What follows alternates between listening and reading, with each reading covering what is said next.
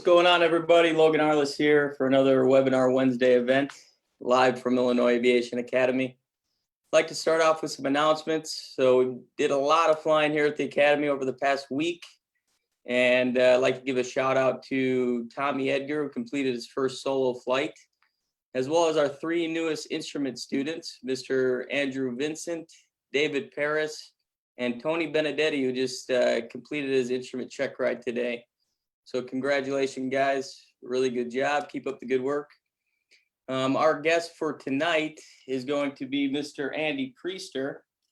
Now, Mr. Andy Priester is the president and CEO of Priester Aviation out of Chicago Executive Airport. He's a third generation of Priesters to lead the family business. He's grown the fleet from 7 aircraft to over 50 aircraft that they now manage globally. And he holds a master's degree from Concordia University. He's held many leadership roles in aviation safety and trade associations. And he is the immediate past board chair of the National Air Transportation Association. And that is the leading national trade association, which representing the business interests of general aviation service companies on legislative and regulatory matters at the federal level. Also providing education services and benefits to the members to help ensure long-term economic success. So really successful aviation businessman. Really excited to be bringing him on today. So let's go ahead and admit him onto the call. Again, if you guys have questions, please post your questions throughout the interview, and we'll get to all your questions as time permits.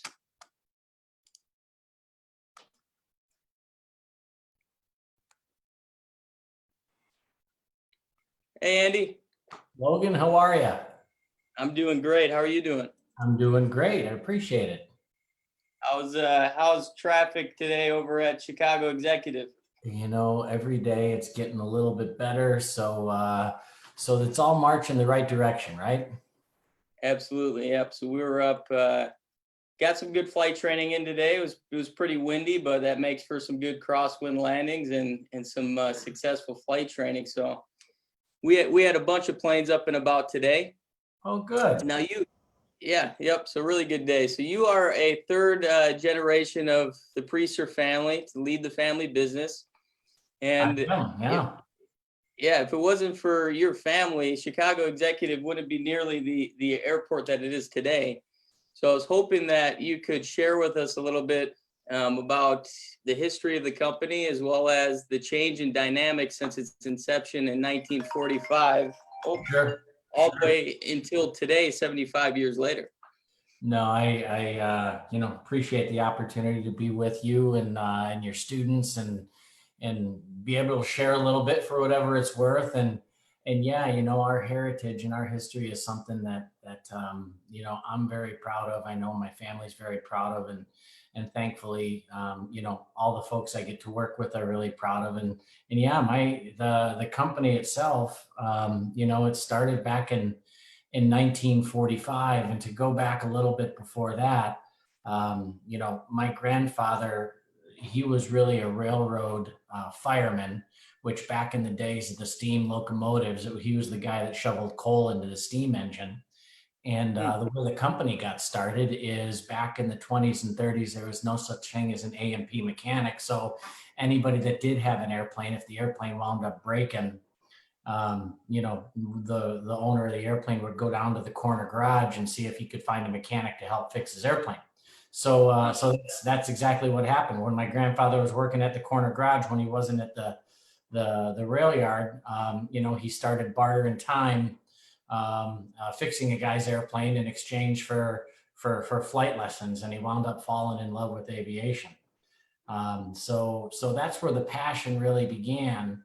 After he started instructing and doing things along those lines, he really decided he wanted to make a business out of it. So George J. Priester Aviation Service started in 1945, much like you guys are. We were a flight school for years and years and years. And what he did is he really catered to a lot of the guys coming out of the war to learn how to fly both in civilian circumstances and instruments and things along those lines, as primitive as instruments were back then.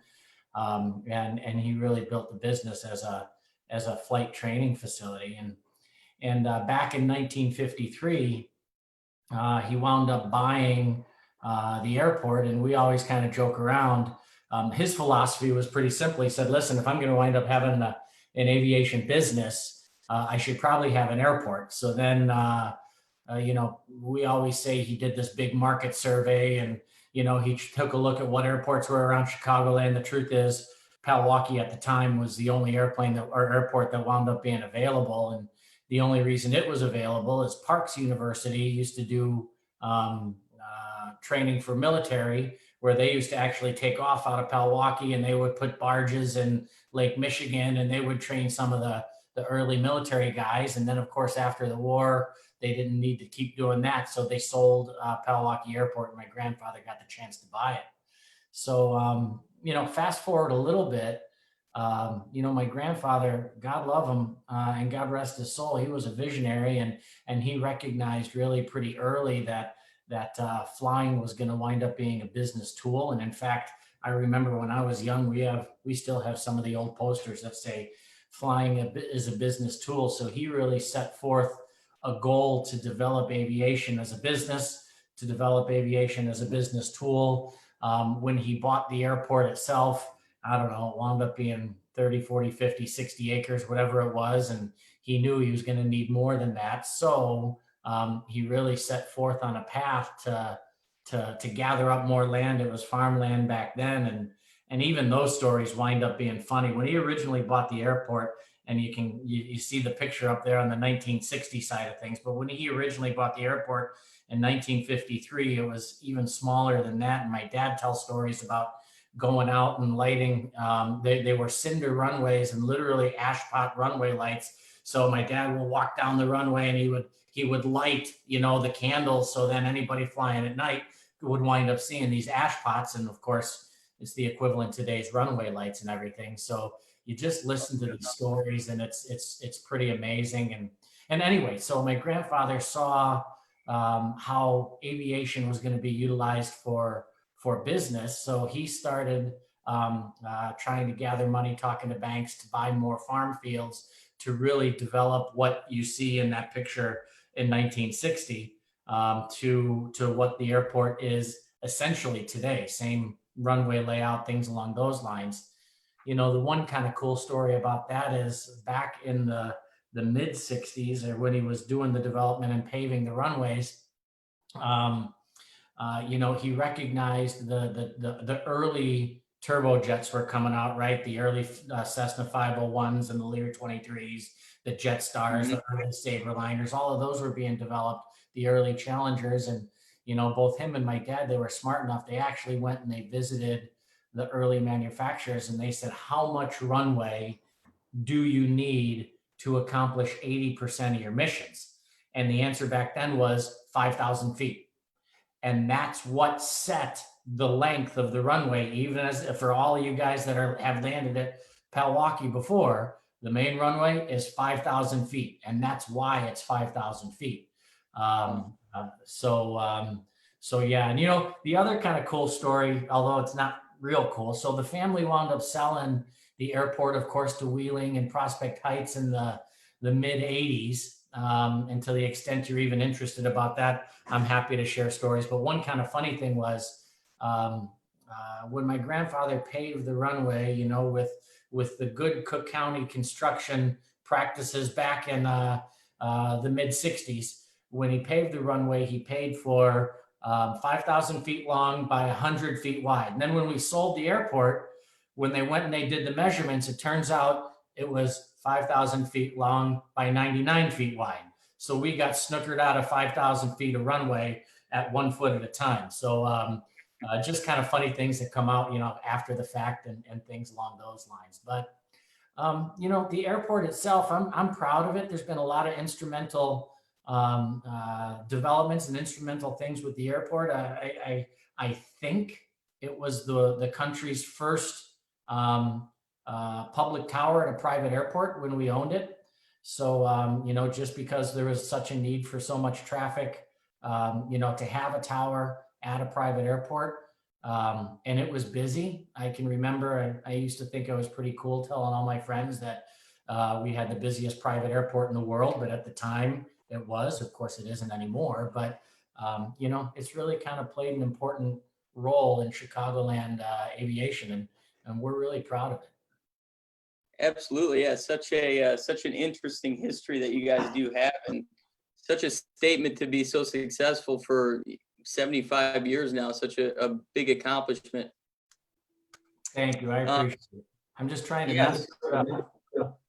yeah, aren't we all? So the current fleet at Priester, very diverse fleet. So everything from Challengers, you got a Global, bunch of Gulfstreams, Citation Sovereigns, couple different versions of the Hawker, Mhm. all the way down to the Pilatus, the PC-12. And you guys manage aircraft all the way across the country, I mean, from coast to coast. So could you share a little bit of insight on which regions you've seen over the past few years growing in the private industry? Absolutely. So, you know, we have, you know, our fleet is really diverse, and that's not always easy, to tell you the truth. You know, lack of commonality causes its own set of issues, but we manage about 55 airplanes. Not all of them are on our charter certificate. We do quite a bit for Part 91 work. So, you know, you'll never wind up seeing those, but we do go from the G650 all the way down to the smallest airplane we wind up having is a PC-12. We're in most of the predominant cities. You know, we're up in the Northeast in the New York area and Boston area. We're, of course, here in Chicagoland. Our biggest area of growth for the last couple of years has probably been in Texas. We have a couple of 650s, G650s down in Texas, the Globals down in Texas. Just about a year ago, we added a couple of 604s down in Houston. And for whatever reason, again, I wish I can wind up saying it winds up being brilliance, but we have a good little growth spurt going down in right outside of Miami, up in Opelika in particular, where we just added a Praetor 600. And with a little luck, in the next couple of days, we're going to close on a couple of Gulfstreams and a Citation 10 down there as well. So, you know, we're seeing quite a bit of activity. You know, the just before COVID-19 started, and then really through COVID, we've seen quite a bit of management activity, despite the fact that charter's been kind of challenging. Our management activity is really picking up, and that's encouraging for us to see. Absolutely. And you guys offer many different services in the middle of aircraft management and charter. So I was wondering if you could share a little bit about these different services that you guys provide. Sure, sure. So, you know, for years and years, well, of course, when the family owned the airport, we wound up having all three parts of the business, right? We had the FBO that we owned, we had the maintenance facility we owned, and then we had the charter and management. So, in the early 2000s, we sold the FBO and the maintenance business, and we've really just been focusing on management and charter. So, you know, as we've evolved, what we've done is we've kind of bifurcated our two business lines. Before, they were kind of combined, and our charter business was very dependent on the charter airplanes that we had within our fleet.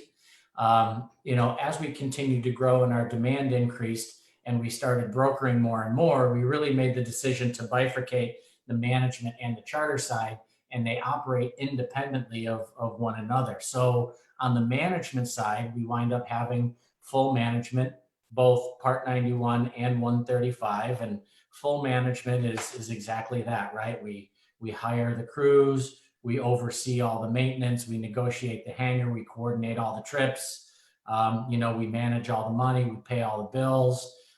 We negotiate, you know, international handling contracts. Everything that has to do with the owner and do with the flight operation is really outsourced to us. And the only thing the owners need to do is call us up and say, hey, I want to go to New York on Thursday. And from New York, I want to go down to Naples. And then I'm going to wind up coming back on Sunday night. And then, of course, we do everything in the background from the operations and, of course, the regulatory aspects, things along those lines. So that's kind of the full management side of things. Charter management is quite a bit different. There's a lot of owners that have their own flight department. However, they have an appetite for charter and they want to make their airplanes available out to third parties, or sometimes even internally, for charter. So in the charter management model, they're going to run their own flight department. They're going to employ their own crews, negotiate their own hangar. They probably have their own maintenance technician that's looking over the airplane. But then they come to us and they ask us to put the airplane on the charter certificate, market it, sell it, do all the rest of those types of things, and make it available to offset some revenue for them. So we put it on our charter certificate. Their obligations change a little bit because now, of course, we've got some of the regulatory complexities that come into play. So how they used to do maintenance, maybe from an actual wrench turning, is going to be the same, but the reporting and the tracking and things along those lines are going to be different. Pilots are going to have almost the same training. Sometimes there's this misconception that Part 91 training is much less stringent. The truth is, when you go to flight safety, you go to semi-flight, there's 91 guys and 135 guys that are sitting through the exact same courses doing the exact same thing. The 135 guys probably have an additional check ride or something along those lines. But for all sake and purposes, the training that goes into it from a flight standpoint is very, very similar. And then 135 just has a couple of additional layers, check rides, things along those lines. And then for our, the other one you have on the slide is flight support, the Part 91 management. Just basically what we did is we set up a system where flight departments sometimes are very lean, right? You might have a captain and a first officer flying, you know, his Citation Sovereign 400 or 500 hours a year, and they need help. You know, maybe not in the entire aspects of a full management, but they need help. So we've created a program where flight departments and owners can choose to outsource certain aspects of their flight department. Maybe they just want the scheduling done for them so they don't have to, you know, do passenger manifests and do trip confirmations. Maybe they want their hotels and their FBOs kind of set up and prearranged for them. So we have a number of different packages that we offer to existing flight departments, where again, they can outsource certain aspects so then their pilots can focus on the things that they do best, and then really outsource a lot of the administrative things, you know, at their choice to us. That's what that Part 91, that flight support program is. For the charter side, I think we're pretty traditional. I'm guessing most people are familiar with, you know, the jet cards and the on-demand charter. You know, jet cards is a program where people wind up purchasing 25 hours in advance in a certain cabin class, small, mid, super mid, large, long range, whatever it winds up being. There's fixed pricing. There's guaranteed availability. It's usually it's never in a specific airplane. That's why it's cabin class. And then the burden is on us to really produce and provide that airplane. So if you have a mid-cabin jet card, our jet card is called Centerline. If you have a mid-cabin Centerline card, you know, one day you might get a Hawker 850, another day you might wind up getting a Citation Excel, another day you might wind up getting a Lear 60, because they're all in the mid-cabin class. But it's just really easy. It's convenient. All the headache is taken out of using the airplane. You know, it's guaranteed. All the frustration that could go along with booking an airplane on an ad hoc basis, if you're trying to do it, especially short term, that's put on our shoulders. On-demand charter is exactly that. So if you called me today and said, Andy, I want to go to Omaha tomorrow, we're going to be able to get you there. But based on the availability and where airplanes are and things along those lines, your price could wind up changing. If I have to position an airplane in from Indianapolis to do your trip tomorrow, you're paying for that empty leg, where with the jet card, you're not paying for the empty leg. You're only paying for live legs. It's a higher rate. So then we can wind up accommodating and balancing out the cash flows with respect to what we need to make the jet card work. But the on-demand charter has a lot more fluctuation potentially. But by the same token, if you're a good planner and you know you're going to fly 2 weeks from now, a month from now, or whatever the case is, the on-demand charter will by far and away be the most cost-effective option to really get into the private jet charter market. Absolutely. So how challenging is it if someone owns their own jet, let's say they're flying at Part 91, and they want to add it to your charter certificate? what are the steps that you have to do to accommodate that? Sure. So, most of the time it's more time consuming than it is challenging. So somebody invests 10, 12, 14, 50, whatever it is, millions of dollars in a jet.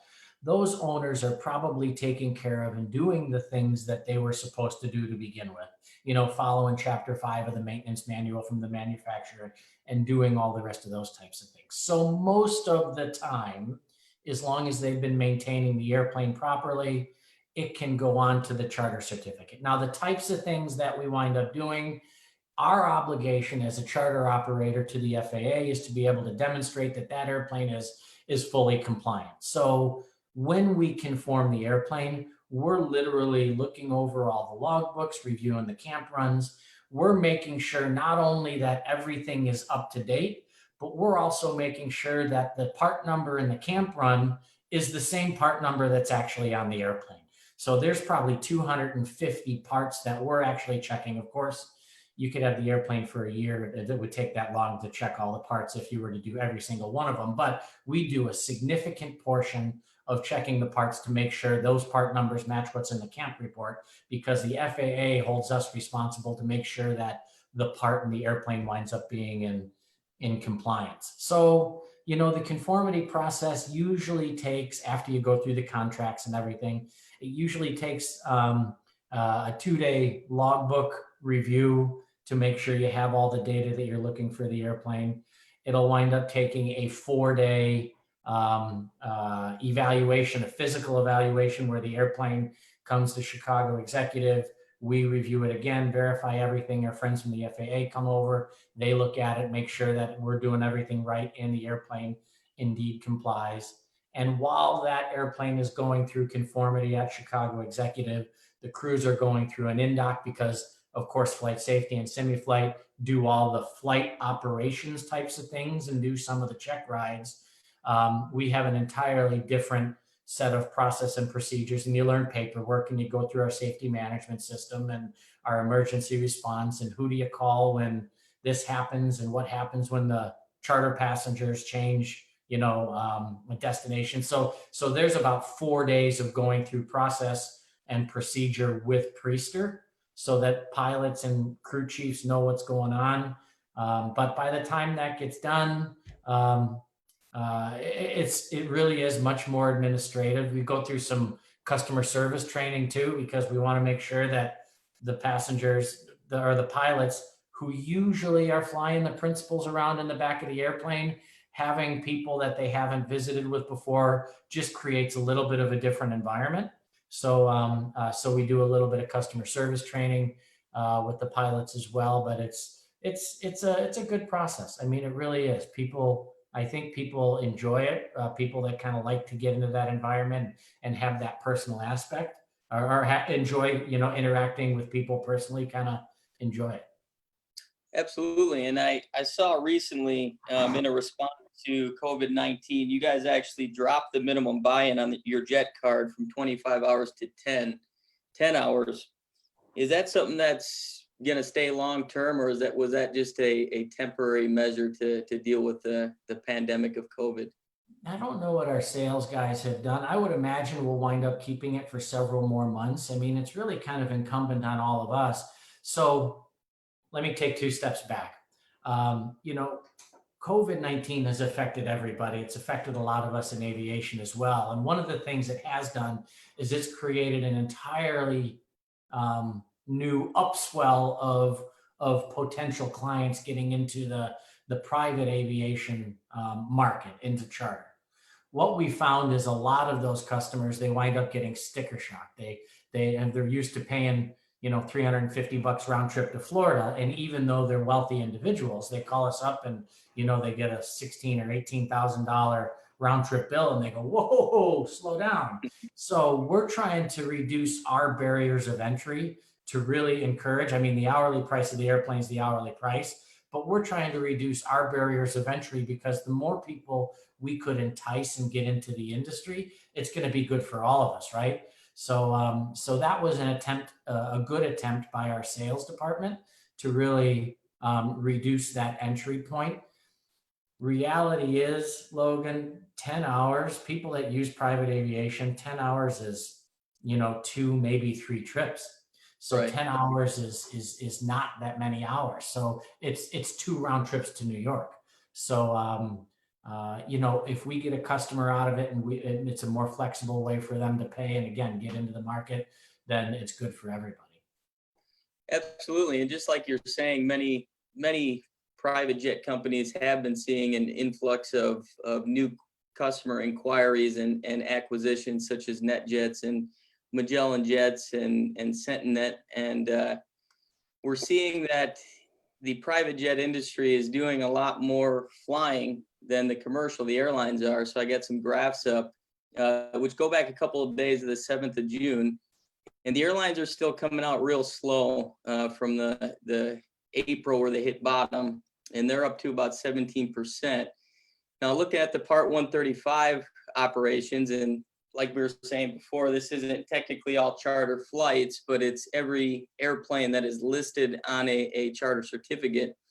So it's clear that the private industry is doing much more flying than the commercial industry is. Mm-hmm. Do you have any insight as to why this may be and why they're rebounding much quicker than the airline industry is? Yeah, I think for two reasons. Number one, one of them you hit on the head. The numbers that you're looking at there. The only way that the big data houses can track data is by, or can extrapolate data is by taking a look at tail numbers. And you take a look at any of our charter fleet. Our owners are using it. Call it 200 hours, and then we're chartering it out for 200 hours. In your particular graphs, all of that flying, even though half of it was Part 91, is being considered 135. So here's what I can tell you for sure. The owners are using their airplanes again. Owners sat and they did nothing with them for April and May. I mean, they literally put them in the corner and they didn't wind up flying. In June, late May and June, now starting in June, owners are definitely using their airplanes more. The other thing that's happening is all the wealthy individuals, as you alluded to, and corporations that have had the ability to afford private flying, they're now calling us and they're saying, yeah, we don't want to go on the airlines anymore. We don't feel safe. We're not being exposed to 300 of our closest friends as we move our way through the terminal and get seated on airplanes. So people of means are willing to spend their money differently. So those two combining factors have really caused a much stronger rebound on the private side of things, as opposed to, the airlines. The airlines, I have heard that numbers are going up. My brother flies for United, and he was talking about how many guaranteed lines that United has coming out for next month. It's still substantially down, but it's way better than it has been for the last couple of months. I know, just anecdotally, I just got a new report today. Of course, April for all of the private flying was down 75%, being led by the large cabin industry or large cabin sector of our business. The numbers just came out for May, and it's down 50% year over year. So again, 25% over the course of a month is a drastic change, but we're still well below our averages, especially from a year over year basis. My prediction is that it's going to wind up keeping going up. I think we'll probably settle in at about 80% of our year over year numbers. And then that's going to stick around probably through the rest of this year until the world heals economically. But I really think at the beginning of 2021, Q1 of 2021, there's the opportunity where the economy is going to catch up. The wealthy individuals and corporations that didn't used to fly charter, that are flying charter, are going to continue to fly. And there's going to be a really nice upward trajectory from a business standpoint starting first quarter of 2021. That's just what my prediction is. Great. What changes has Priester made in their operating procedures? So I know you guys released basically a synopsis of what you guys are doing in terms of combating COVID-19, which has really become a staple in the industry. Many other companies are adopting this as their own. and I've shared a link with our viewers so you guys can go on and check this out. If you could just give us a brief synopsis on what types of things you guys are doing differently, and are these new operating procedures, are these things that are going to stay long term, or will these go away once we kind of combat this pandemic? So I would certainly say that these are going to stick around until we wind up having a vaccine. You know, our passengers tend to probably, the demographic of our passengers tend to probably be, you know, the older demographic just by total percentage of customers. So we have an obligation to them to make sure we wound up doing what we need to do to keep them healthy and safe. But, you know, I could wind up let me give you a couple of examples of what we're doing.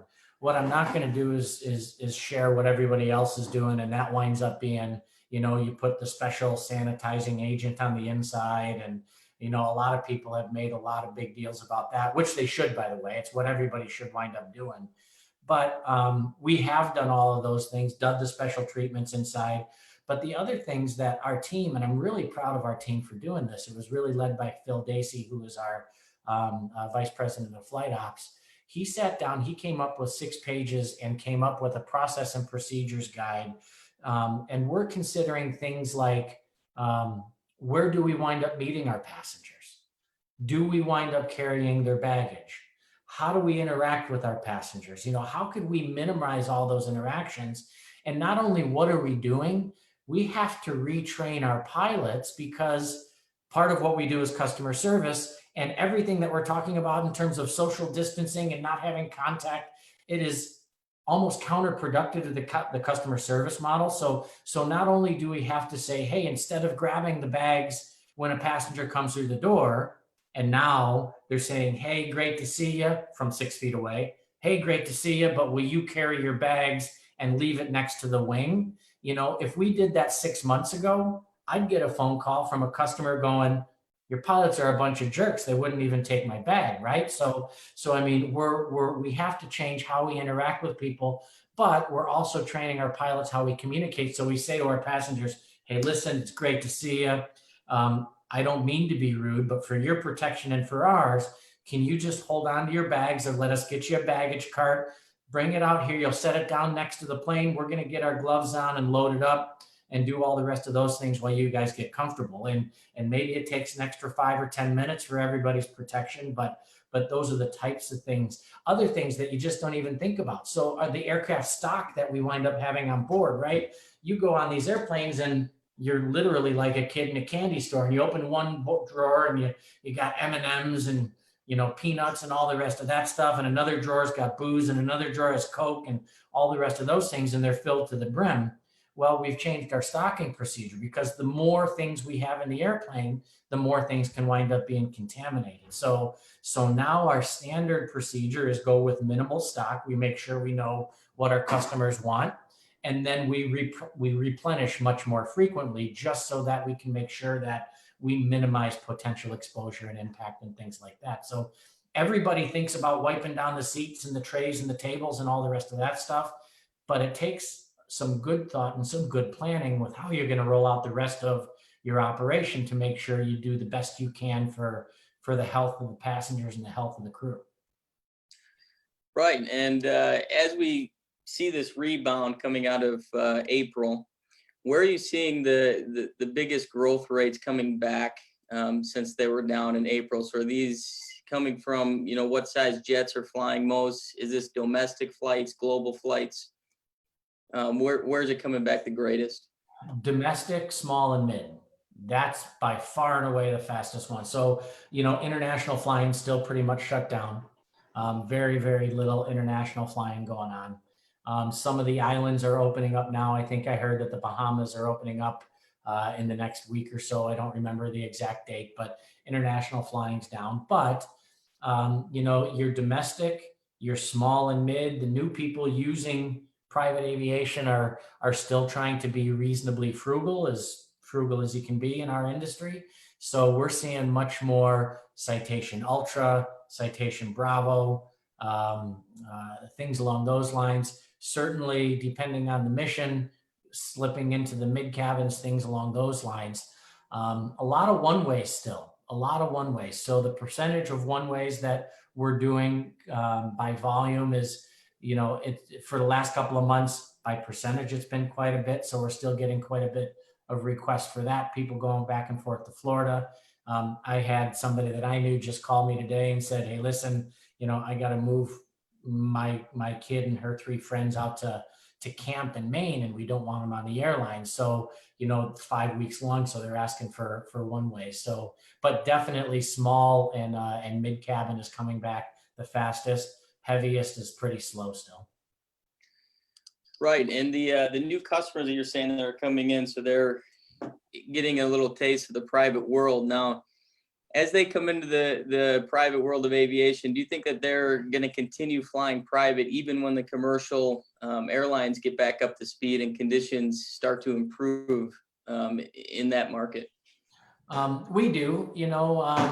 I'd like to think I'm not looking through rose-colored glasses here, but the truth is, if you've ever had the opportunity to fly privately, on a corporate jet, and obviously this entire broadcast is people that do fly and have a passion for flying. But when you do that as compared to the airlines, it's hard to go back to the airlines. And even if you fly once, it's not like people are snapping their fingers and finding money in their couch to do this. So, I mean, these people have been successful. Their families have been successful. They've got the means to do it. As the opportunity presents itself, we believe that if we do our job well and we make it a spectacular experience, they're going to continue to stay in the private world. Absolutely. And as things are looking good in the private industry, and we see, the rebound rates coming up, operations are coming up, do you suspect, or are you already seeing opportunists trying to saturate the market, maybe open up their own charter company, open up their own management company? And is this leading to an increase in competition at the current time? Great question. So we're getting, before COVID-19, we wound up having a pretty unique environment. I've never seen as many new entrants into the market, especially with respect to companies that are buying their own airplanes and making them available for charter. Although I won't go into it here, our personal feeling, and we've got a lot of data to suggest, you can't own corporate airplanes and make money in the long term. When business is really good, and it has been really good for the last 3, 4, 5 years, it's possible, depending on how you control your expenses and what you're doing and how you structure your company. But the one thing I can promise you is all these companies that own their own private jets that have been sitting on the ground for the last 10 weeks, any money they've made over the last 3 or 4 years has evaporated in 2 or 3 months. So so how does that answer your question? So there's always opportunities, right? There's always entrepreneurs. There's people that look at aviation. Our business is a sexy business, right? It's cool. The airplanes look cool. All the celebrities are flying around on them. So there's people that get attracted to that. There really is. It's a hard business.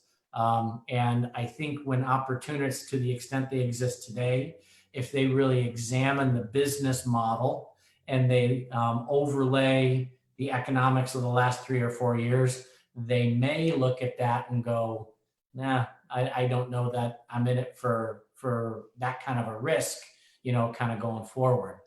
That being said, there's always people that are trying to solve the Rosetta Stone. I do believe that the buy the seat corporate jet model is going to get traction at some point or another. Not exactly sure how that's going to wind up going forward, whether it's going to be kind of a closed group of people where an individual owner, an individual charter customer wants to invite his own guests, or it's going to be some sort of a crowdfunding. I know there's different models that have gone out there, and there's some inherent challenges to that, but I think there's enough appetite for people that would just rather travel privately that will take off at some point. No pun intended. I think the Rosetta Stone that everybody's been looking for with respect to piecing together one ways, true one ways. I think that's going to remain challenged. And that's just based on some of the fundamentals of our industry, right? We are an on-demand industry. Schedules change, timeframes change, owners decide to leave the next day, or charter customers decide to move their departure back 2 hours. So if you're somebody that has bought the back half of that trip, as soon as that trip cancels or you get pushed 3 or 4 hours, those people wind up getting frustrated, and that frustration just leads to dissatisfaction and the erosion of any potential model that can wind up doing, successfully doing the one-way model. So our business, our whole private jet industry business doesn't lend itself to piecing together one-ways, unless, of course, you wind up having your own fleet and things along those lines. And that's always going to wind up being limited in opportunity and context. So we'll see what happens.